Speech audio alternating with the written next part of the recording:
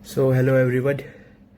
Finally अपन लोग अब session करेंगे ज्योग्राफी का। ज्योग्राफी एक ऐसा मैंने सब्जेक्ट इसमें देखा जो प्रीलिम्स में और मेंस में दोनों में ही ज्योग्राफी का सिलेबस सेम है ना।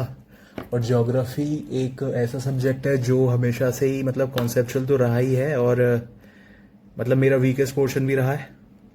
वीकेस्ट पोर्शन रहा है इसीलिए मैं इसको पढ़ाने बैठा हूँ, क्योंकि दूसरे को पढ़ाने से मेरे खुद के डाउट्स क्लियर होंगे, है ना। इसका मतलब ये नहीं है कि मैं कुछ भी पढ़ा दूँ, ऐसा नहीं है ना। लेकिन जो चीज़ ना आए वो आप पूछ सकते हैं मेरे को मेल करके। वैसे मुझे नहीं लगता किसी को ज्योग्राफी पढ़ने में ज़्यादा इंटरेस्ट आता होगा, है ना। बस ये है मेरा पर्पस कि मैं यदि ऐसे वीडियो बना के पढ़ाऊँगा तो मेरे को सारी चीज़ें समझ में आ जाएंगी, क्योंकि भाई GS1 में भी ज्योग्राफी है और प्रीलिम्स में भी ज्योग्राफी है और दोनों का सिलेबस सेम है ना।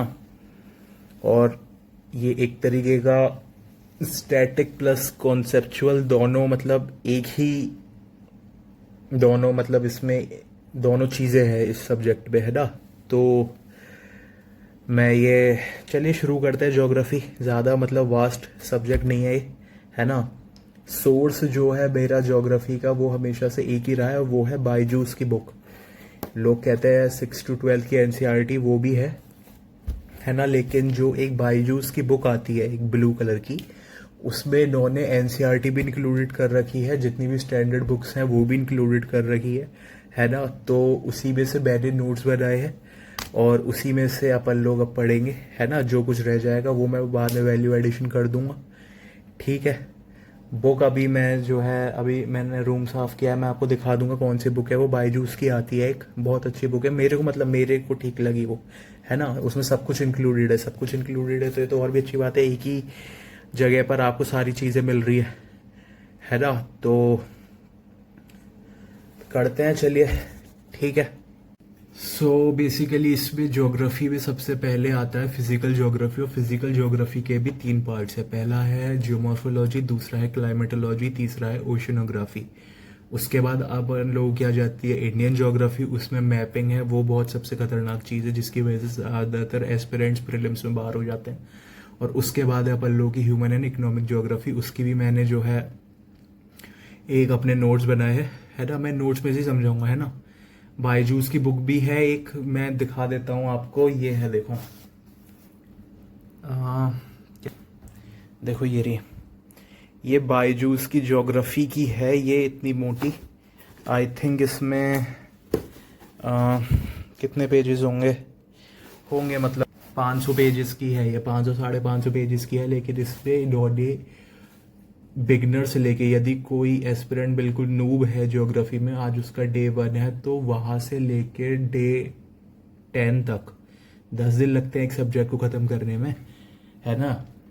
तो 10 दिन, यदि आप डे 1 से है तो डे 1 से लेके डे 10 तक आपको यदि कुछ भी नहीं आता है और आपके पास आपको कन्फ्यूजन है कि मैं 6 to 10 की NCERT पढ़ूँ या फिर 11 12 की पढ़ूँ या GC लोंग पढ़ूँ या फिर कौन भी किसी के भी नोट्स पढ़ूँ, तो आप सिंपल मेरे राय में बायजूस की IAS की बुक आती है, वो आप लेकर आ जाइए। इसमें सारी चीज़ें इंक्लूडेड है। इसके बावजूद आपसे नहीं होता है तो फिर अपन लोग बाद में देखेंगे। लेकिन यदि आपको ज्योग्राफी में ठीक ठाक, मैं ये नहीं कह रहा हूँ हमें अपन लोगों को एक्सपर्ट बनना है, क्योंकि मेरा ज्योग्राफी ऑप्शनल नहीं है ना। यदि लेकिन अपन लोगों को GS1 में मैक्सिमम पोर्शन ज्योग्राफी का आता है, प्रीलिम्स में 10 क्वेश्चन मैक्सिमम मिनिमम प्रीलिम्स के आते ही हैं, और अपन लोगों को कॉन्सेप्ट खत्म गड़बड़ नहीं करने क्योंकि बाकी एस्पिरेंट्स के नहीं होंगे, तो अपन लोगों को ज्योग्राफी के कॉन्सेप्ट्स बड़े आराम से इस बुक्स के जरिए क्लियर हो जाएंगे। और इस बुक की क्लियर करने के लिए भी यदि आपको वो नहीं है तो आप मेरे वीडियोस देख लो, कोई ऐसी बड़ी बात नहीं है ना। तो ऐसी सिचुएशन में चलिए शुरू करते हैं, है ना।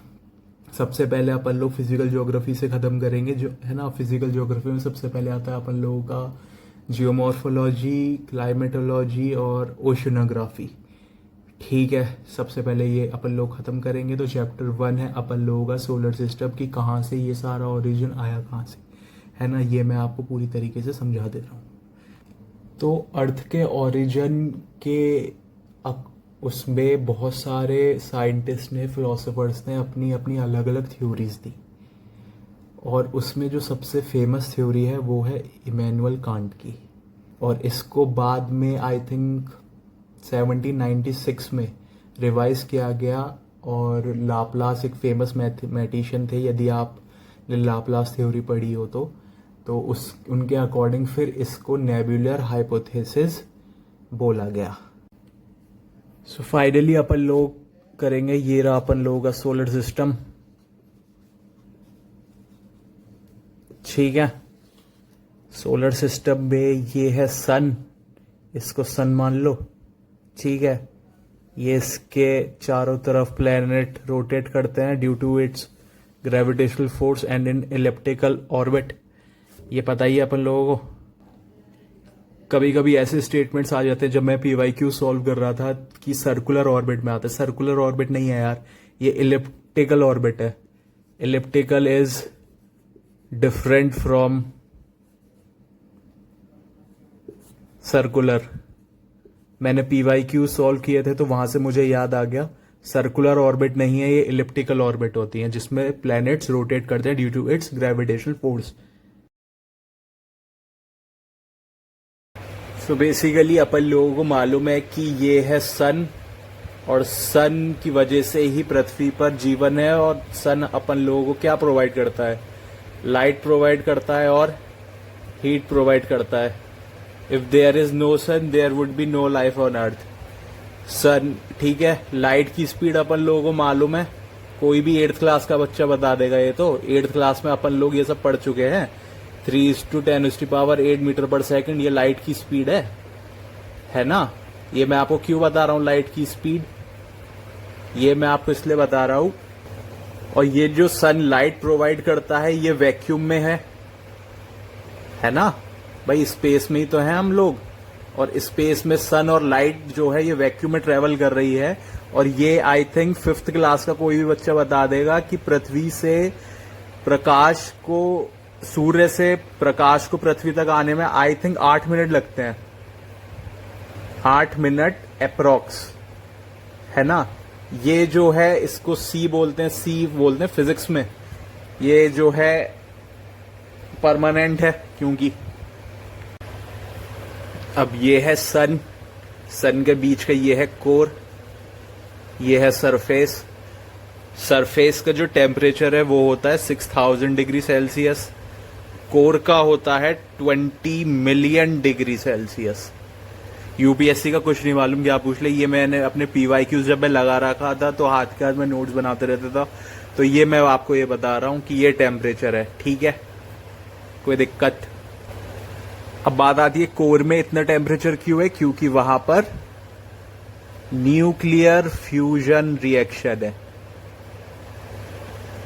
फिजन नहीं, फ्यूजन, न्यूक्लियर फ्यूजन रिएक्शन। ठीक है, तो एक बार ऑर्बिट को देख लेते हैं।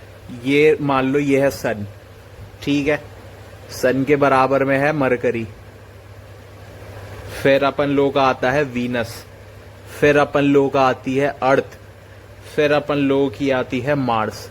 पहले इन 4 प्लेनेट को करते हैं। ठीक है, जो मेरे नोट्स है वो मैं आपको बता रहा हूं। ठीक है, तो ये मरकरी है, ये अपन लोगों को मालूम है सबसे पास में है, और ये सबसे स्मॉलेस्ट है। तो इसको सबसे कम, मतलब सबसे जो कम दूरी है सन की, ये हर ऑर्बिट में ये चक्कर काट रहे हैं, तो इसको सबसे कम दूरी जो है इसको करनी पड़ेगी। ठीक है, अब चूंकि ये सबसे पास में है और सबसे तेजी से चक्कर लगा रहा है, तो ये इसको लगते हैं बस 88 डेज। इट मीन्स कि वहां पर 88 डेज में एक पूरा साल खत्म हो जाता है। ठीक है, इसको अपन लोग मॉर्निंग स्टार भी बोलते हैं। मॉर्निंग स्टार अपन लोग इसलिए बोलते हैं क्योंकि जब कभी नोटिस करना, कभी कभी सुबह सूरज उगने के बाद अपन लोगों को ये कभी कभी आसमान में दिखाई दे जाता है, इसलिए अपन लोग इसको मॉर्निंग स्टार बोलते हैं। अब यहाँ पे ये स्मॉलेस्ट है, तो अपन लोग इसके साइज के बारे में बात कर लेते हैं कि जो सन है वो अर्थ से 30,000 टाइम्स बिगर है। 30,000 गुना ज्यादा है वो पृथ्वी से। ठीक है, अब बात करते हैं मरकरी की, तो बात कर ली। अब अपन लोग मरकरी के बाद आता है वीनस। वीनस की बात करते हैं। वीनस के मैंने अपने नोट्स पे सबसे पहला पॉइंट लिख लो कि यहाँ पर 97% CO2 होती है। इसको अपन लोग इवनिंग स्टार बोलते हैं। लॉजिक मतलब रीज़न बिल्कुल सेम है। यदि उसको हम मॉर्निंग स्टार बोलते थे तो इसको इवनिंग स्टार इसलिए बोलते हैं क्योंकि ये अपन लोगों को सनसेट के बाद बड़े आसानी से दिखाई दे सकता है, ठीक है। और इसको हम अर्थ का ट्विन बोलते हैं। अर्थ का ट्विन हम इसको इसलिए बोलते हैं, और इसको अपन लोग अर्थ का ट्विन इसलिए बोलते हैं क्योंकि इसका साइज, मास, डेंसिटी अर्थ के सिमिलर है। सेम नहीं है, सिमिलर, ठीक है। सिमिलर और सेम में आप डिफ्रेंशिएट करना सीखो। इसका साइज, इसका मास, इसके डेंसिटी अर्थ के सिमिलर है, इसलिए हम इस वीनस को अर्थ का ट्विन बोलते हैं। जो वीनस की जो ऑर्बिट है वो ऑलमोस्ट सर्कुलर है। ये अपन लोगों को मैंने ये बिल्कुल मतलब ये मैंने बुक में से ही नोट्स लिखे है ना। लोग कहते हैं मतलब कहीं से भी बनाए नोट्स है, मेरे नोट्स है, ठीक है। तो मैंने इसमें यदि पॉइंट में लिखा है तो यही लिखा है, ठीक है। इसको आप कैसे भी करके रोड लर्निंग कर लो, कैसे भी रट्टा मार लो कि वीनस की जो ऑर्बिट है वो ऑलमोस्ट सर्कुलर है और ये जो है ब्राइटेस्ट प्लैनेट भी है, ठीक है। एक इसका वीनस का जो सबसे महत्वपूर्ण पॉइंट है वो है कि रेट्रोग्रेड रोटेशन। सारे जो प्लैनेट है वो अपनी एक्सिस पर, अपन लोगों को पता है कि जो एक प्लैनेट है वो अपनी एक्सिस पर एंटी क्लॉकवाइज भी रोटेट कर रहा होता है, ठीक है, कि अपनी एक्सिस पर भी वो रोटेट कर रहा है। लेकिन 2 प्लैनेट ऐसे हैं अपन लोगों के सोलर सिस्टम पे जो क्लॉकवाइज रोटेट करते हैं खुद की ही एक्सिस पर, ठीक है। उनमें से एक है वीनस, इसलिए इसको रेट्रोग्रेड रोटेशन बोलते हैं, ठीक है। और वीनस जो है पता है इतना धीरे जो है रोटेट करता है कि अपन लोग के यहाँ पे 1 साल हो जाता है और उसके यहाँ 1 दिन हो पाता है। Year is longer than a day, है ना, कि भाई अपन लोग के यहाँ 1 साल हो गया, उनके यहाँ 1 ही दिन हुआ है वीनस वालों के यहाँ, ठीक है, क्योंकि वो रोटेट ही इतना धीमा कर रहा है। अब बात आती है गोल्डीलॉक जोन की। गोल्डीलॉक जोन बेसिकली क्या होता है, ये एक, जैसे अपन लोगों को पता है कि अपने सोलर सिस्टम में बहुत सारे स्टार्स घूम रहे हैं, ठीक है। तो ये एक स्टार से डिस्टेंस होता है जहां पे पानी अपनी लिक्विड फॉर्म में रह सकता है। यू आर गेटिंग मी?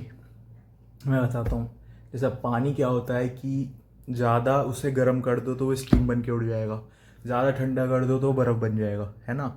जहाँ पर पानी अपनी लिक्विड फॉर्म में रह सके उसको गोल्डीलॉक जोन बोलते हैं, ठीक है। और ये स्टार के उसके डिस्टेंस के उसमें होता है, ठीक है।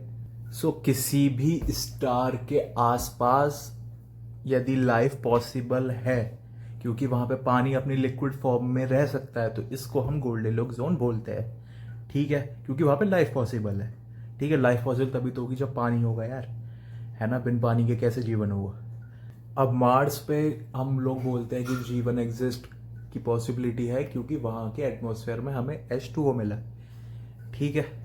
तो ये अपन लोगों को स्टेटमेंट याद रखना पड़ेगा क्योंकि इससे जो है बहुत सारे जो है मतलब पॉसिबिलिटीज़ है स्टेटमेंट्स के बनने की, ठीक है। अब बात करते हैं जुपिटर की। जुपिटर अपन लोगों का लार्जेस्ट प्लेनेट है क्योंकि इसका जो सरफेस है वो गैसेस का बना हुआ है, ठीक है ना। अब इस सरफेस गैसेस का बना हुआ है, इट मीन्स कि ये कोई प्लेनेट है ही नहीं, ये एक मतलब गैसियस फॉर्म में एक मतलब गोला जो है बन गया है, उसको हमने प्लेनेट बोल दिया है इसको, इसलिए, है ना। और इसके बाद जितने भी प्लैनेट्स हैं वो सारे के सारे मतलब उनका सरफेस गैसियस ही है, ठीक है। अब बेसिकली जब हम सैटर्न की बात करते हैं तो, और हम सन से और दूर आ चुके हैं, जब दूर आ चुके हैं तो वो जो इलेप्टिकल ऑर्बिट है वो और भी ज़्यादा बड़ी हो चुकी है। तो जब और भी ज़्यादा बड़ी हो चुकी है तो सैटर्न को 1 साल पूरा मतलब पूरा करने में 29.5 साल लगते हैं, एक राउंड पूरा करने में, ठीक है। जहाँ अपन लोगों को 1 साल लगता है वहाँ इसको 29.5 साल लगता है, ठीक है।